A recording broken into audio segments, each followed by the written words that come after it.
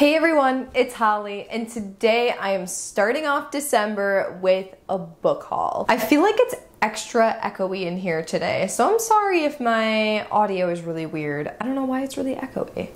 Weird. I have a pretty good mix of books here. Obviously, the most of these are wintry holiday horror or thriller novels, but there's a couple other things sprinkled in here as well. I'm gonna start off with Where the Dead Go to Die. This is by Aaron Dries and Mark Allen Gunnels. I feel like I butchered those names. I apologize. This is a horror novel that is set around Christmas, and this one is a little bit of a touch on zombies. So it's about a woman who works in hospice, and they euthanize people before they turn into flesh-eating monsters. These monsters are known as smilers. That alone has me extremely terrified, and I don't know what exactly that's implying. And as you can tell, it kind of has this like snow globe looking cover with like a little bit of blood in the snow. Everything about this just seems like really messed up, festive, but cool at the same time. Like smileys, I want to know what that is. Camp Slaughter by Sergio Gomez. This is an adult slasher horror novel. In this one, there is this local legend that says that there is a place called Camp Slaughter. So naturally, a group of college kids go and check out this random place in the woods in Pennsylvania. They want to know if Camp Slaughter is real or not. Well, little do they know, a cannibal ends up finding them. I've heard that in this one you get the point of view through the cannibal's eyes as well as the college kids. That alone has me so excited to read this one because there's something unique about being able to read from the killer's perspective. This one will probably kind of mess me up because it's Sergio Gomez. He writes some pretty intense, gory, and very gutsy, like gooey, gross organ gore type stuff, so I'm sure that with the cannibalism it's gonna be tough to read, but I love slashers, so hopefully this is one that I really vibe with. I actually got 2 copies of this book, but I'm just gonna show one of them because it's kind of counterproductive to show both. But I got Cytonic by Brandon Sanderson, book 3 in the Skyward series. I am so excited. Oh my gosh. Okay, so I'm gonna have like a nice little unboxing with all of my Cytonic books because right now I only have 2 of them. I cannot believe I got the signed copy. This is book number 305 out of, I don't even remember how many there were, but I am so grateful and happy to have this book in my hands. If you don't know this about me, the Skyward series is my all-time favorite series, so to have this new book is just so exciting for me. If you don't know what Skyward is about, it is about a girl named Spensa who is always kind of beaten down as she's trying to become a pilot. Nobody believes in her. Everybody's telling her that her dad is a coward. They don't want her any part of being a pilot at all, but she perseveres and fights to be what she wants to be, and it is so good. It's a young adult sci-fi, and I'm obsessed. Behind Closed Doors by B.A. Paris. This one is one that my husband accidentally bought for me because I like to do this thing where I find books that I really want to read, like when I watch other people's booktube videos and I get really excited, but I don't want to forget about those books, so I throw them in the Amazon cart, and eventually I put them on a wish list or like a save for later, but for the most part, I leave them in the cart, and my husband went to buy a bunch of stuff, and the book was still on there, so thank you to my husband Ben for accidentally buying me this book. This one seems so messed up. The title basically says it all because this is about a seemingly perfect couple. They're newlyweds. The husband is someone who's just very charming. He's a lawyer who never loses any of his cases. Then the wife just seems so perfect and calm and elegant, and you don't really want to like this couple, but you do. You end up being so charmed by them and really loving them. And you're also left kind of wondering, why are they inseparable? And if this woman is cooking all of these elaborate meals all the time, she's staying almost unnaturally thin.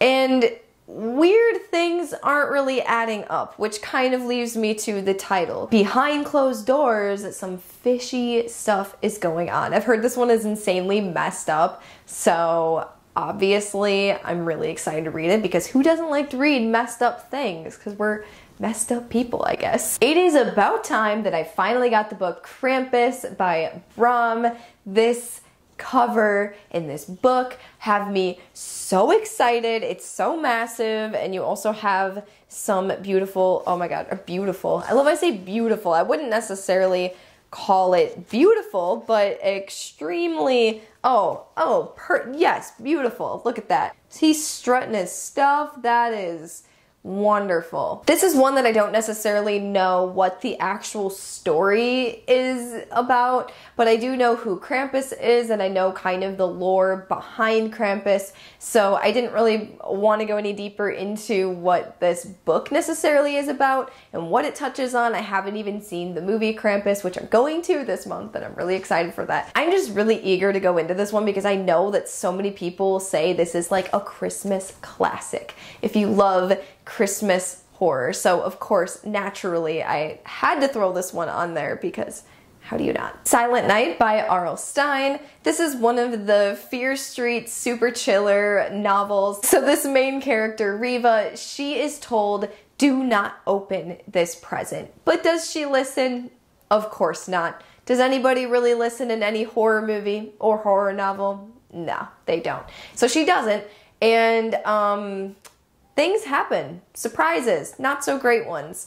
I don't want to know much more because that's what we're here to find out. What was in that present? Revenge by Yoko Ogawa. This one is a collection of different stories that are all centralized around revenge. It sounds like all of these stories actually all intertwine in a certain way. So this is another like super short, tiny one. I am just a big fan of revenge stories. I don't really read many of them. It's really hard to come across for some reason for me. I feel like it's one of those things that's so common in fantasy or even like some thrillers and horror, but I just don't read a lot of revenge stories and I love them. They're so much fun. So, I mean, this one's probably gonna be some messed up, dark, intense revenge versus the fantasy ones that I read about, but I have heard nothing but absolutely fantastic things about this one. This one is totally random and I feel like has no place in this book haul at all, but I attempt to broaden my horizons because sometimes I find those winning romance stories that I absolutely love. In Holidays by Christina Lauren was one that I loved last year. So I'm trying again to buy another one of these books that I hopefully will like. And this is The Holiday Swap by Maggie Knox. I know that I love a lot of horror and thrillers and sci-fi, fantasy, all that good stuff. But sometimes I just want a really good romance, and that's why I got this. I am not gonna lie, I'm a big sucker for the Princess Switch or whatever it is. I only watched the first movie, but this has a very similar concept where you have twins who one of them cannot taste or smell anymore because of some accident that she had, or like she fell on the back of her head. And now she is trying to host a baking show, which obviously doesn't really work out in her favor given that she cannot taste or smell, and her life is kind of a hot mess. And her other sister is living back in her hometown somewhere in the mountains trying to run a family bakery, and things are just not working out. So of course they do the wonderful twin swap where they take control of each other's lives and see how it goes. I also am trying to fill up my bookshelves with not just one genre, which is starting to kind of happen recently. Like, I love my horror, but I like other genres too, and I'm trying to balance it out, and it's difficult. The amount of time this has been on my Amazon wish list, seriously, it has been like a year and a half that this thing has been sitting on that shelf. But this is Hark! The Herald Angels Scream. This is another horror anthology based around horror stories, of course, around the holidays. So this is everything I could ever want around the holidays. Now I know there's a lot of like short story collections on this list. I find that really weird because I like to consider myself somebody who isn't really a fan of anthologies, but I think I'm just in denial is what I'm realizing, because I've been really enjoying short story compilations lately. So I don't know, but this one just seems like so much fun. This cover is one that I am so happy to have on my bookshelf. It's just so unique and I love the colors. Everything about it is just screaming that 80s, 90s, and it's just everything you could ever want, you know? Dead Voices by Catherine Arden. This is a middle grade novel, and this is the sequel to Small Spaces. There's a couple other books in the series as well, but so far I only got the second book. I've heard that this is the favorite of the series. Everybody really likes this one. I have heard that it is super creepy, and this one is obviously taking place in the winter, so I'm hoping this is some kind of like scary movie, haunted house, dude with the weird creepy hand that stuffs in the turkey type haunted mansion feel. I could be just making that up completely because I don't know anything about this one. I just know that I loved the first book, so of course I was going to continue on with the series and these characters and this world and this writing, so I was just really looking forward to that, and I'm just going to jump in this one blind, honestly, and hope that it is some spooky winter fun. Another middle grade novel here is Christmas Dinner of Souls by Ross Montgomery. This one was a challenge to find, but I found it, and it took forever to ship, but I still got it, so that's all that matters. This one I was really happily surprised that like the ornaments and stuff on the cover are actually like raised and shiny. It is so pretty and fun. This one just sounds like an absolute blast because this one's about a boy who is working in a kitchen at a college on Christmas Eve, and I don't fully understand who needs to do this because it says tonight is the meeting of a secret club for those who despise children, warmth, happiness, and above all, Christmas. And they have to tell the spookiest story. So the synopsis is a little bit vague because I'm like, okay, so are these stories told amongst these, like, these dudes, like this creepy vampire dude, or is it the boy and some other people? I don't know. I just know that I've heard fantastic things about this one. Nosferatu by Joe Hill. This is another horror Christmas novel. I know there's so many of these on here. I was just really wanting to buy these books for over a year now, and I finally just bought them all because I was like, I just want Christmas horror. When you love Halloween and you love Christmas, you just gotta smash them together. I just have to mention that this is a floppy paperback. It is so soft. So, did you hear that? Now that is what reading is all about. This is about some creepy sounding dude, Charles, who likes to take children for rides to this playground amusement park, if you will, called Christmasland. And that alone sounds super weird and creepy and like something that no kid has any business going with this Charles dude, but I don't know much more about it. You tell me Christmasland, amusement park, creepy, Christmas horror weirdness, I am all in. Really. And I have heard polarizing things about this. I've heard that people have absolutely loved it. I've also heard that this one goes way too dark for most people's likings, which I have spoiled myself on like a few details on why they think it's too dark, and I can definitely understand because yeah, I'm like kind of nervous to read this one. I'm just excited to own this. Like, just, you know, if I don't like the book, at least I like that.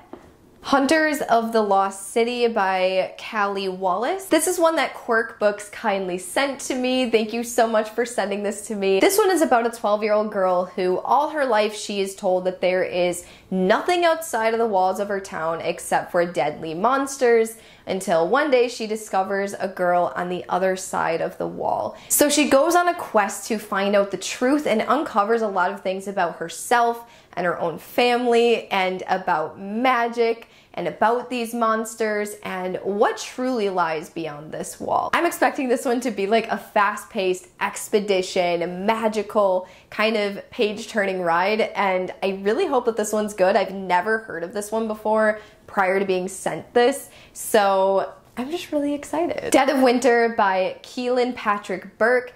This is another compilation of a bunch of short stories, or it sounds like there's 7 short stories in here, all by the same author. And they must be like super tiny because this book is so small. A story that really caught my eye in here was one about this little boy who builds a snowman but has no recollection of building this snowman. That was the one that basically made me insta buy this book because that just sounded super terrifying and also really fun. I love that blend. Again, I know I keep saying that, but I just love the genre mix of like spooky and Christmassy. So this is kind of like an introduction to his work, it sounds like, and I'm just really excited to read all of these wintry, creepy stories. So that completes all of the books that I bought recently. Let me know down in the comments below if you have read any of these books or if you plan on reading any of these books in the future. I would love to hear what you guys have to say. Make sure to like this video and also make sure to subscribe to my channel if you want to see more bookish content from me.